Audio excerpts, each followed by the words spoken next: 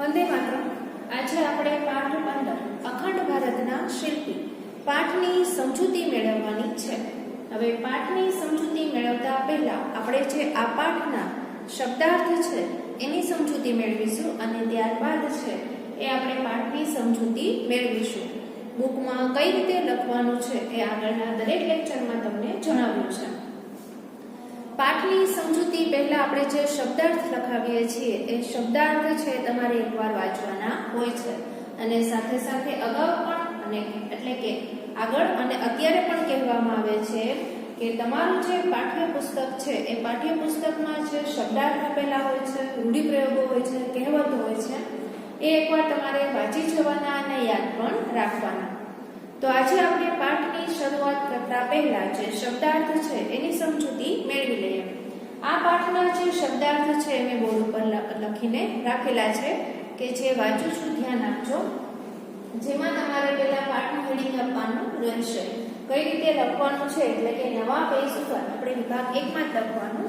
નવા પેજ ઉપર પહેલા તમારે પાઠનું જે હેડિંગ છે હેડિંગ આપવાનું રહેશે। પાઠ 15 અખંડ ભારતના શિલ્પી એ લખાઈ જાય પછી પાઠના જે લેખક છે એમનું નામ ડોક્ટર રાઘવજી માથડ। ત્યાર પછી એમનો જે જન્મ છે 1/6/1961। ત્યાર પછી એક કે બે લીટી છોડીને શબ્દાર્થ લખવાના છે। ફરીવાર કહું છું કે નવા પેજ ઉપર પાઠ 15 નું હેડિંગ આપવાનું અખંડ ભારતના શિલ્પી ડોક્ટર રાઘવજી માથડ, તેમના લેખક છે એમનું નામ, જન્મ 1/6/1961। ત્યાર પછી શબ્દાર્થનું હેડિંગ આપવાનું અને ત્યાર પછી શબ્દાર્થ લખવાના છે। આજનું હોમવર્ક એ રહેશે કે આ જે શબ્દાર્થ છે લખાવેલા છે કે જે હું વાંચું છું એ તમારે વાંચી જવાના। તો શબ્દાર્થમાં પહેલો શબ્દ છે સિર છોડવું એટલે સિર ઉપર શોભતું છોડવું। ત્યાર પછી દોર એટલે સૂત્ર, વિરુદ્ધ એટલે ઉપાધિ ઉપનામ, ઓછપ એટલે ખામી, કાખ બલાય એટલે બગલમાં થતું ગુમડું, અવઢવ એટલે મૂંઝવણ, વૃક્ષ એટલે બરડ અથવા કઠોળ, સેહ સરમ એટલે અમાન્ય મર્યાદા, પત્રિકા એટલે ચોપાનીઓ કે નાનું છાપું, છાવણી એટલે લશ્કરને રહેવા માટેનો પડાવ, કોમ એટલે નાગજાત, હોળિયું એટલે દેહ અથવા શરીર।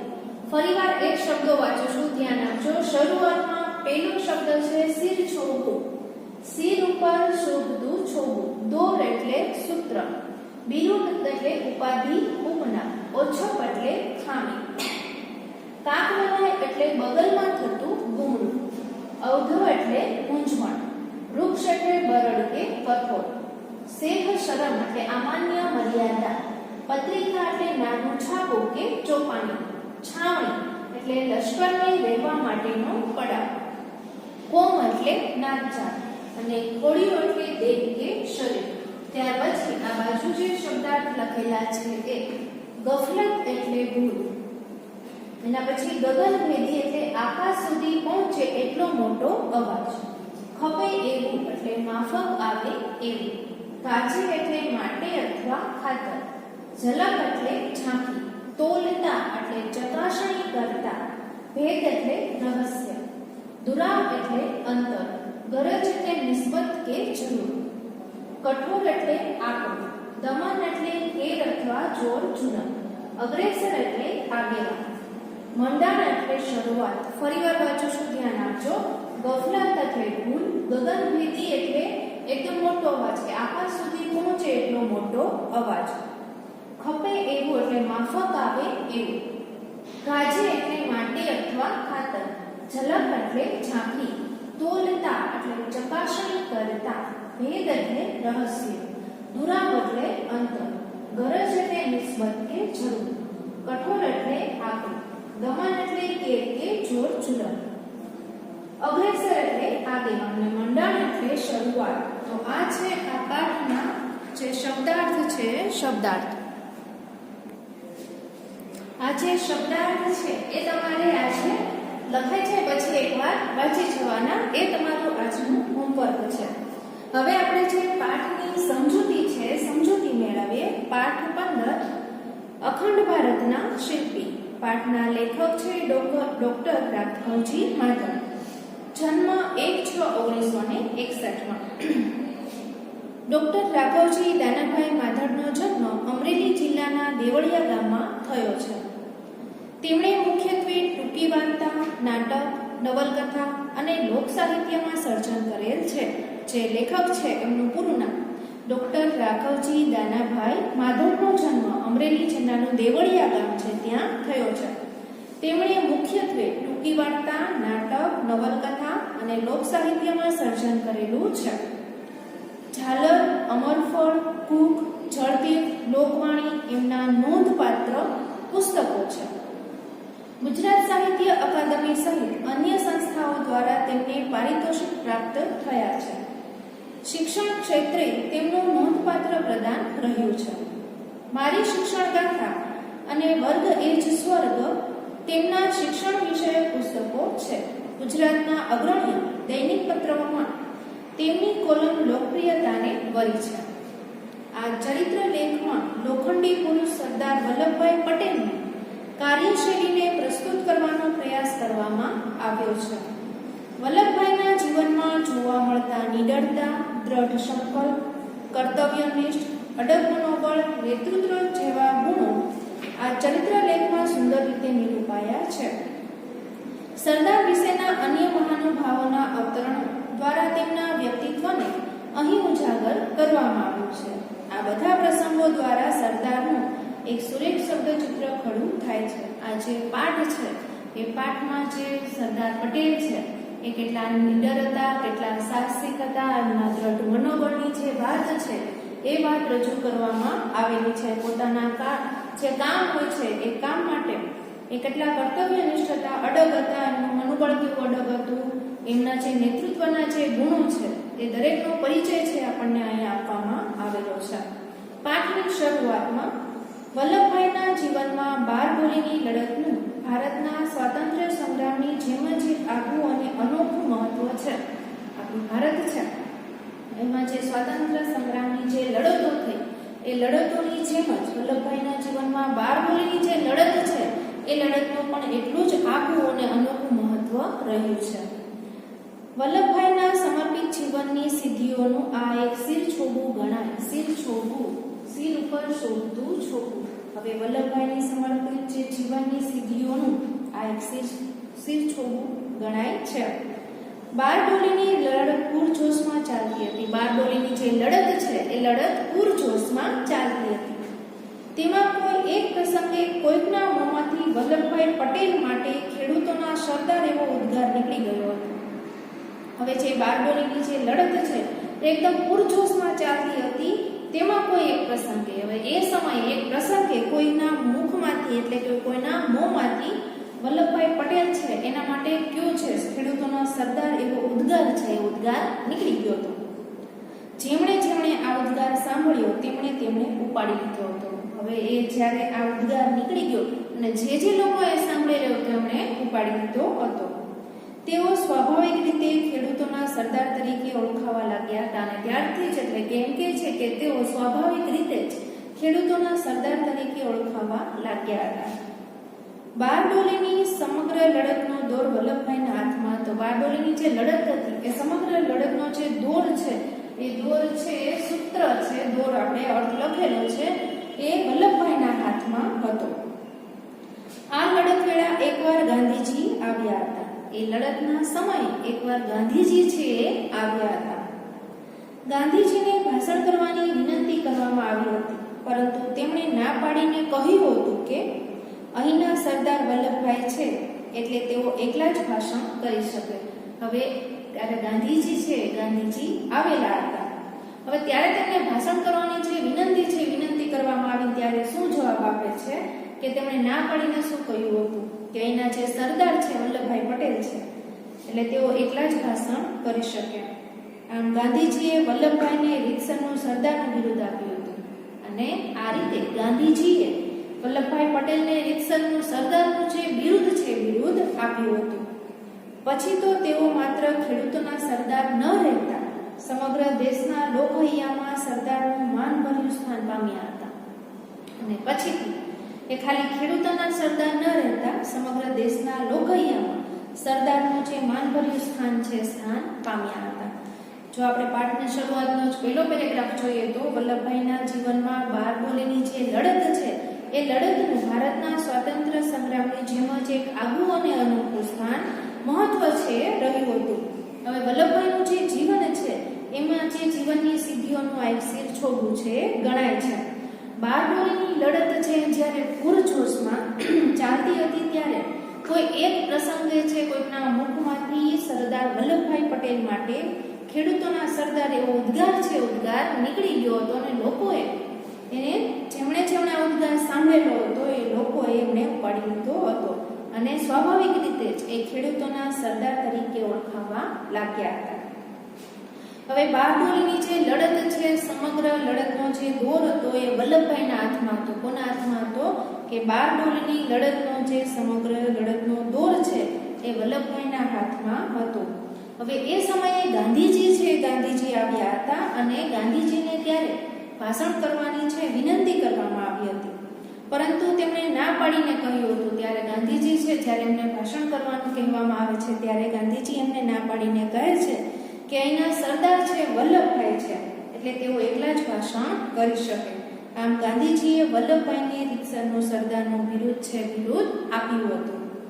પછી તેઓ માત્ર ખેડૂતોના સરદાર ન રહેતા અને ત્યાર પછીથી એ માત્ર ખેડૂતોના સરદાર ન રહેતા સમગ્ર દેશના લોકહૈયામાં સરદારનું માનભર્યું સ્થાન પામ્યા હતા. પછીથી વલ્લભભાઈનો જે જન્મ છે એના વિશેની વાત કરવામાં આવેલી છે. વલ્લભભાઈનો જન્મ એમના મોસાળ નડિયાદમાં તારીખ 31/10/1875 રોજ થયો હતો. અહીંયા જે વલ્લભભાઈના જીવનનો પરિચય આપવામાં આવેલો છે એ પરિચય યાદ રાખવાનો રહેશે. જો યાદ ન રહે તો નીચે અંડરલાઈન કરી લેજો અને સાથે સાથે નોંધ કરવી હોય તો નોંધ પણ કરી શકો છો.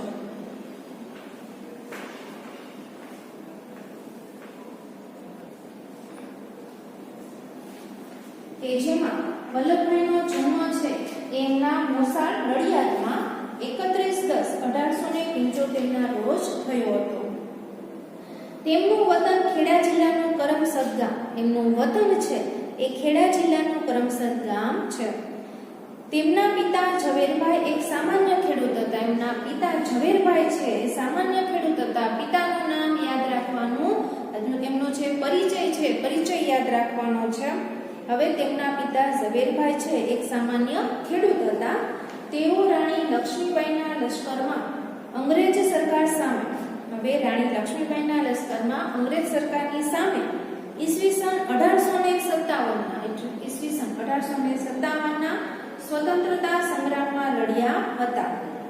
દ્રઢતા અને દેશભક્તિ તેમની નસે નસમાં ધબકતી હતી. હવે દ્રઢતા છે, દેશભક્તિ છે એ એમની નસે નસમાં ધબકતી હતી. ગાંધીજીએ કહ્યું હતું ખેતરમાં પરસેવો પાડતા ખેડૂતોનું જીવન જ સાચું જીવન છે. આ પણ યાદ રાખજો કે ગાંધીજીએ શું કહ્યું હતું કે ખેતરમાં પરસેવો પાડતા જે ખેડૂતો છે એ ખેડૂતોનું જીવન જ સાચું જીવન છે. આ ખેડૂત પુત્રે નાનપણમાં જીવનને ઝીણી નજરે જોયું હતું. આ ખેડૂત પુત્ર છે એમણે નાનપણમાં જ જે જીવનને ઝીણી નજરે જોયું હતું.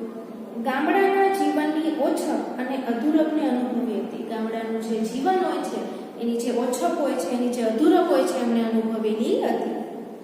આ વાત પિતાની જેમ વલ્લભભાઈએ બાળપણમાં આત્મસાત કરી હતી. અને આ વાત છે પિતાની જેમ વલ્લભભાઈએ બાળપણમાં આત્મસાત કરી હતી. ગામની શાળામાં પ્રાથમિક શિક્ષણ લઈ વલ્લભભાઈએ નડિયાદ અને વડોદરામાં ઉચ્ચ શિક્ષણ મેળવ્યું હતું. ગામની જે શાળા છે ત્યાં પ્રાથમિક શિક્ષણ મેળવીને વલ્લભભાઈએ નડિયાદ અને વડોદરામાં ઉચ્ચ શિક્ષણ છે એ મેળવ્યું હતું. વિદ્યાર્થી વયથી જ તેમનામાં નિડરતા, નેતાગીરી કે દ્રઢ સંકલ્પ બળના બીજ પડેલા હતા. વિદ્યાર્થી વયથી જ એ ભણતા હતા, અભ્યાસ કરતા હતા, ત્યારથી જ તેમનામાં નિડરતા, નેતાગીરી કે દ્રઢ સંકલ્પ બળના બીજ છે પડેલા હતા. એકવાર તેમને કાકબલાઈ થયેલી. કાકબલાઈ આપણે જોયું કે બગલમાં થતું ગુંગળું એકવાર છે એમને કાકબલાઈ છે એ થાય છે.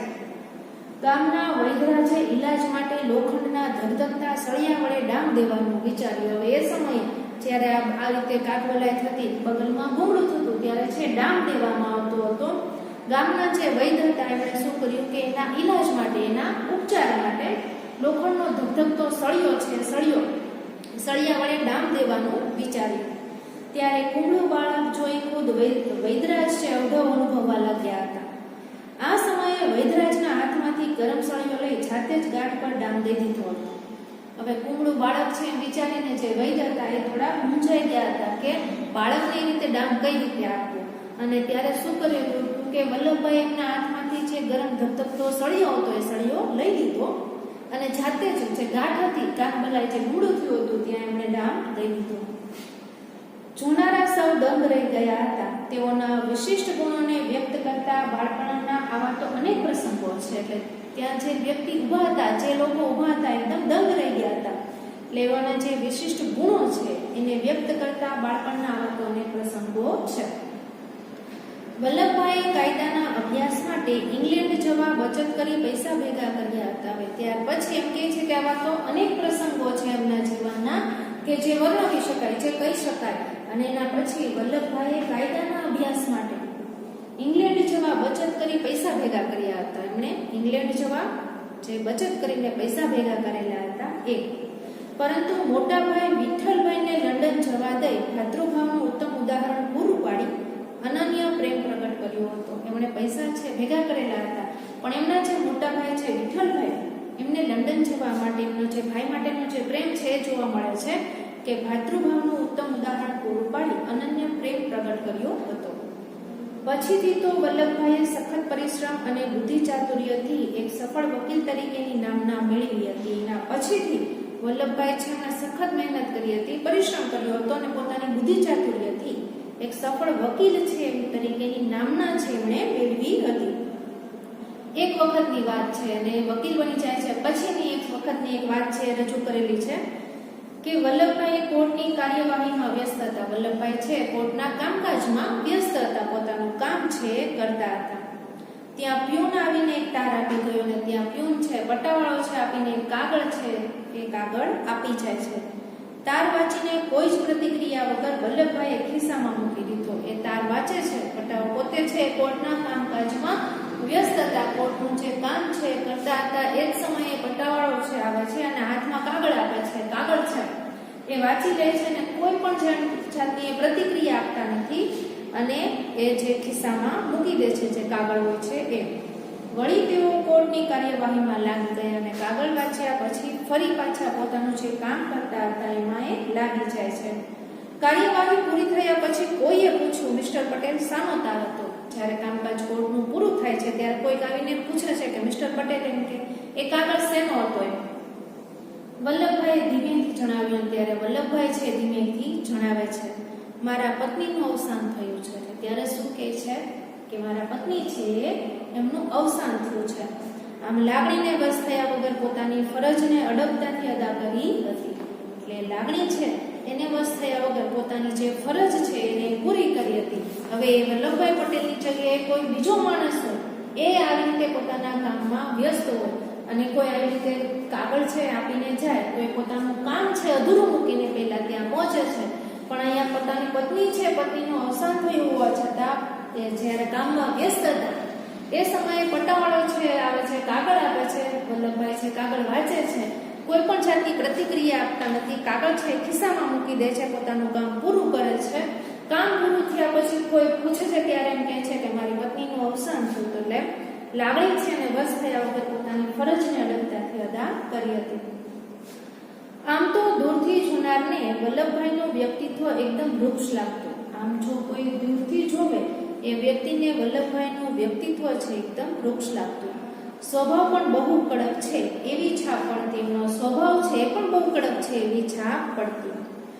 પણ એ તેમની બોલી, સચ્ચાઈ અને આખા બોલાપણાને લીધે એમ લાગતું હતું. પણ એક શેના કારણે લાગતું હતું કે એની જે બોલવાની રીત છે, જે એની સચ્ચાઈ છે, જે આખા બોલાપણું છે એના કારણે એની છાપ એવી લાગતી હતી. ખરેખર તો તેઓ નાળિયેર જેવા હતા. હવે એમ કે છે કે ખરેખર તો એક કોના જેવા સ્વભાવ હતો, કેવા હતા તો નાળિયેર જેવા હતા. નાળિયેર ઉપરથી કઠણ અને બરછટ લાગે પણ અંદરથી મીઠું અને કોમળ હોય છે. જેમ નાળિયેર છે આપણે ઉપરથી જોઈએ કે એકદમ બરછટ હોય છે, કઠણ હોય છે, પણ અંદરથી એકદમ કોમળ અને મીઠું હોય છે. તેમના સ્વભાવની ખાસિયત એ હતી કે કોઈનાથી પણ ડરતા નહીં. વલ્લભભાઈના જે સ્વભાવ છે એની ખાસિયત એ હતી કે ક્યારેય કોઈનાથી ડરતા નહીં. ભલભલાને પણ કોઈ જ શરમ વગર સાચું અને સ્પષ્ટ સંભળાવી દેતા. કોઈ પણ હોય ને કોઈ પણ શરમ વગર સાચું છે એ કહી દેતા હતા. વળી તેમની વાણીમાં જોમ, જુસ્સો અને સચ્ચાઈનો રણકો રહેલો. તેમની જે વાણી છે એમાં જોમ, જુસ્સો અને સચ્ચાઈનો જે રણકો છે જોવા મળતો હતો.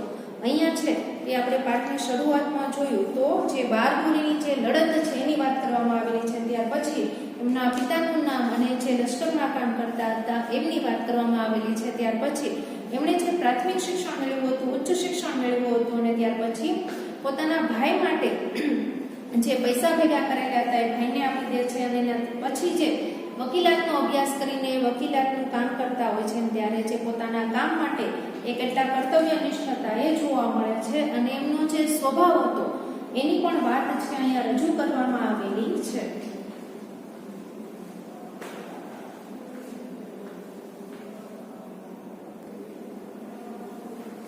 હવે ત્યાર પછી કે બારડોલીની લડત વખતે એક પત્રિકા પ્રગટ કરી હતી અને એક જાગૃત નેતા તરીકે ચેતવણી આપતા તેમણે લખ્યું હતું, લડાઈ લડવી હોય તો લગ્નમાં મહાલવાનું ન પોસાય.